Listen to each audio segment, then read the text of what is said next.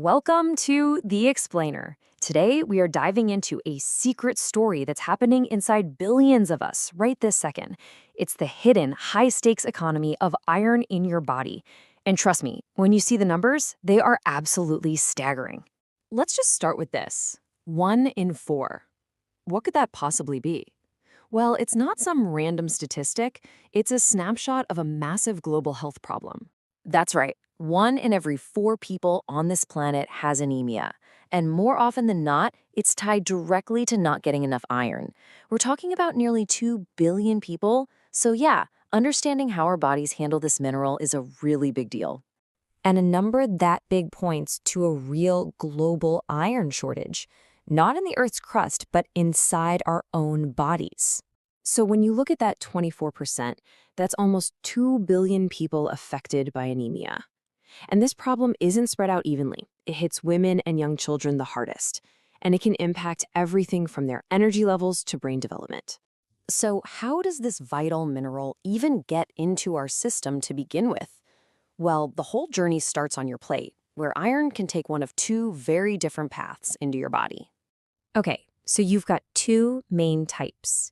First, there's heme iron, which you'll find in animal foods. Think meat, chicken, and fish. Then there's non-heme iron, which comes from plants and fortified foods. The easiest way to think about it is that heme iron has like a VIP all-access pass to get into your body, while non-heme iron has to jump through a lot more hoops. And the difference in how we absorb them is, well, it's huge. Your body can grab a whopping 15 to 35% of the heme iron you eat. But that non-heme iron from plants? You're lucky if you get 5 to 12%. This is so important, especially if you're vegetarian, because it shows why the source of your iron really matters.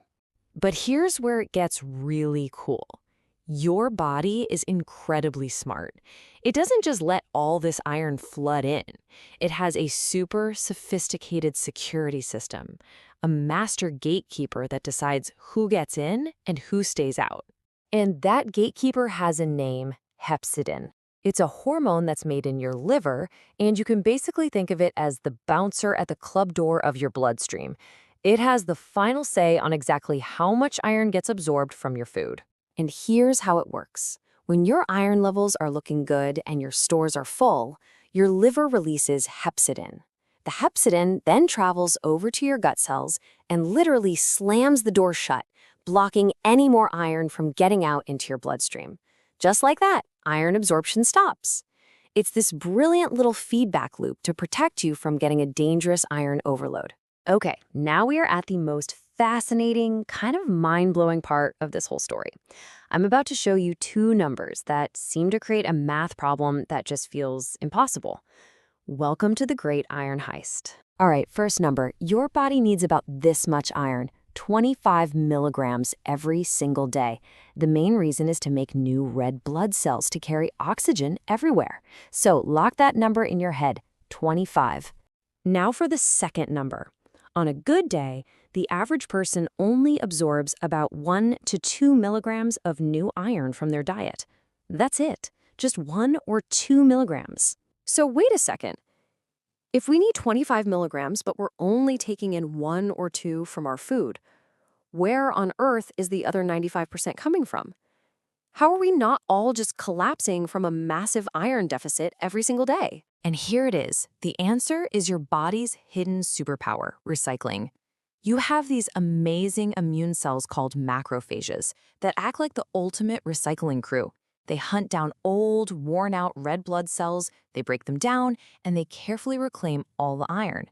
This internal system provides 20 to 25 milligrams of iron every day. So your diet, it's really just a top-up. The recycling is the real hero here. So, if our diet is really just about topping up the system, then we've got to make that top up as efficient as possible, right? And that means knowing the friends and the foes of iron absorption when it comes to our food. Okay, so some foods are enhancers. Vitamin C is an absolute superstar here. It dramatically boosts non-heme iron absorption.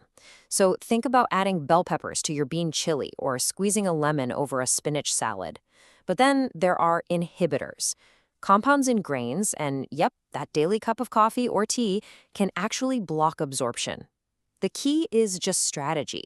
Try to have your cup of tea or coffee maybe an hour or two before or after your iron-rich meal. All right, let's bring all this home. Because your iron needs are not one size fits all. Your personal iron balance really depends on your age, your sex, and your lifestyle. These numbers show you just how different our needs can be. An adult man needs about 8 milligrams a day. But a woman between 19 and 50, she needs more than double that, at 18 milligrams. During pregnancy, that number jumps up to 27 milligrams. And if you're a vegetarian, because you're only getting that less absorbable non-heme iron, your daily target is nearly twice as high. And, it all comes back to this one core message. The vast majority of the iron you need every day is being recycled inside you. Your diet's job is simply to top up the tank. So, what are the key takeaways here? Be smart with your food pairings. Pair your plant iron with vitamin C. Give your iron-rich meals a little space from that cup of coffee. Know what your personal daily target is. And maybe most importantly, just appreciate that your body is an absolute master at managing its own hidden iron economy. And that leaves us with one final thought. Now that you know about this elegant, surprising system that's working inside you 24/7, what's one small, strategic change you could make to better support your body's iron economy, starting today?